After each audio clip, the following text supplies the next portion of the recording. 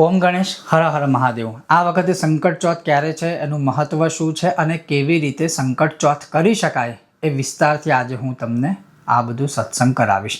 જો તમને આ વિષય વિડીયો પસંદ આવે તો લાઇક કરજો, શેર કરજો અને ચેનલ પર નવા હોય તો સબસ્ક્રાઇબ કરજો। તો ચાલો સત્સંગ શરૂ કરીએ।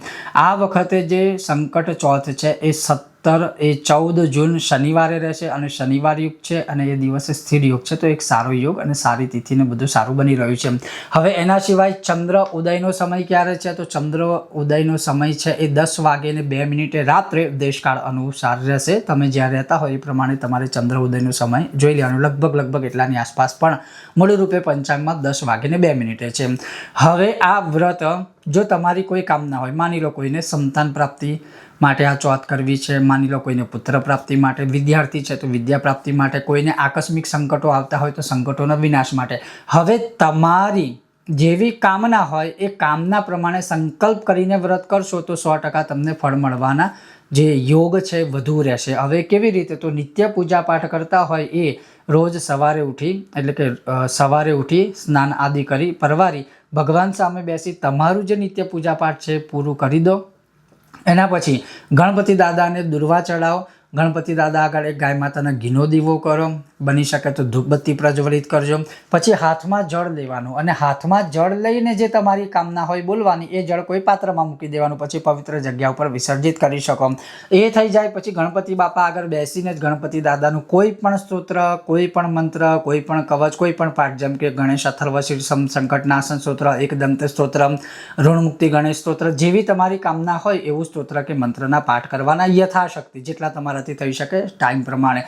પછી આખો દિવસ કંઈ પણ ખવાય પીવાય નહીં, પાણી પી શકો છો, ફળોનો રસ પી શકો છો, અને એ પણ બને ત્યાં સુધી ફ્રેશ તાજા ઘરના જ ફળના રસ પીઓ તો વધુ સારું। એટલે કહેવાનો અર્થ કે રેડીમેડ ના પીઓ તો સારું, અન્યથા એ પણ દેશકાળ પ્રમાણે આચરણ કરવું। બીજા નંબરમાં કે ફળાહાર એટલે ખાલી ફળ તમે ખાવા હોય તો ખાઈ શકો, બીજું કંઈ જ ફળાહારના નામે કે ફરારીના નામે ખવાય નહીં। હવે આખા દિવસ દરમિયાન સાત્વિક નિયમોનું પાલન કરવું, સાત્વિક આચરણ કરવું, ક્લેશ કલહ ના કરવો, કોઈની નિંદા ના કરવી, બને ત્યાં સુધી મૌન રહેવાનો પ્રયત્ન કરવો અને મનમાં ભગવાન ગણેશજીનું આપણે નામ સ્મરણ કરતું રહેવાનું છે, મંત્ર કે સૂત્ર જે તમારી ઈચ્છા હોય એમ। પછી રાત્રિકાલે 10:02 એટલે કે જ્યારે ચંદ્ર ઉદય થવાનો હોય એ સમય પહેલાં શું કરવું, તો એના અડધો પોણો કલાક પહેલાં આપણે ભગવાન ગણપતિ બાપા આગળ નાહી ધોઈને પાછું બેસી જવાનું, ભગવાનની આગળ દીવો કરવાનો, ધૂપબત્તી પ્રજ્વલિત કરવાની, ભગવાનને ઘી, ગોળ અથવા તો ગોળનો લાડવો અર્પણ કરવાનો, પછી ભગવાન આગળ પાછા ફરી મંત્ર સ્તોત્ર જાપ પાઠ બધું શરૂ કરવાનું। પછી 10:02 છે ચંદ્ર ઉદય, એટલે એવું નહીં કે એટલા જ વાગે ઊભા થઈ જવાનું, 10:05, 10:10 આપણે ઊભા થઈએ તો પણ ચાલે। અને એ વખત શું કરવાનું કે તાંબાના કળશમાં જળ લઈ લેવાનું અને 3 વખત અર્ઘ્ય આપવાના છે। એટલે એક જ કળશમાંથી વારે ઘડીએ નહીં આપવાના, જો એક કળશમાંથી આપણે લઈ લઈએ તો એક આચમની ભરી અને પછી આપણે અર્ઘ્ય આપવાનો। હવે પહેલો અર્ઘ્ય કોને આપવાનો, તો આકાશમાં ચંદ્રને આપવાનો, ચંદ્રના દર્શન કરીને।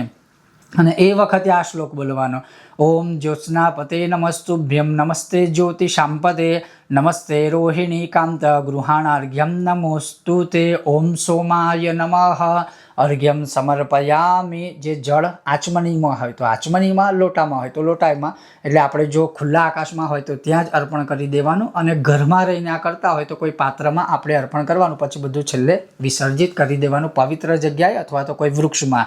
પછી બીજા નંબરનો અર્ઘ્ય ભગવાન ગણપતિ દાદાને આપવાનો, એટલે પાછું આપણે ઘરમાં મંદિરની સામે કે ગણપતિ બાપા આગળ સામે બેસી જવાનું અને એક પાત્ર નીચે રાખવાનું, તરભાણું કેવું, પાછો એમાં ફરી અર્ઘ્ય આપવાનું। એ વખત શું બોલવાનું, ઓમ ગૌરી સુત નમસ્તેસ્તુ સતતમ મોદક પ્રિય, સર્વ સંકટ નાશાય, ગૃહાણાર્ઘ્યમ નમોસ્તુતે, ઓમ ગંગણપતયે નમઃ, અર્ઘ્યમ સમર્પયામિ।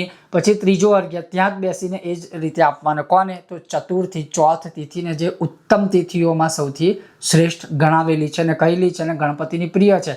અને એ વખતે શું બોલવાનું, ઓમ તિથિ નામ ઉત્તમે દેવી ગણેશ પ્રિય વલ્લભે, ગૃહાણાર્ઘ્યમ મયા દત્તમ સર્વસિદ્ધિ પ્રદાયિકે, ઓમ ચતુર્થ્યય નમઃ, અર્ઘ્યમ સમર્પયામિ। આ રીતે અર્ઘ્ય સમર્પિત કરવાનો, પછી ગણપતિ બાપાની આરતી કરી દેવાની।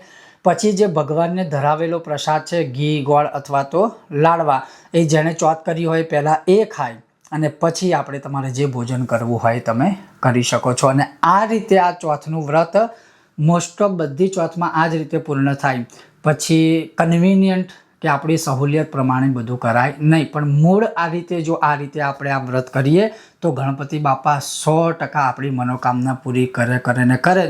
એટલે આ અવશ્ય 14 જૂને શનિવારે આ રીતે ચોથ કરી શકો છો. હા, જે ગર્ભવતી મહિલાઓ હોય કે બહેનો છોકરીઓ હોય અથવા તો જે માસિક ધર્મમાં હોય, નાના બાળકો હોય, અસ્વસ્થ લોકો હોય અને વડીલો હોય, એ લોકોએ નહીં કરવાનું, પણ એ લોકો ભગવાનનું સ્મરણ ખાલી કરી શકે છે. ખૂબ જ જલ્દી પાછા મળીશું આ જ ચોથની કથા વિશે જે હું તમને શ્રવણ કરાવીશ. ત્યાં સુધી તમે જોતા રહો. ચાલો સત્સંગ કરીએ મારી સાથે.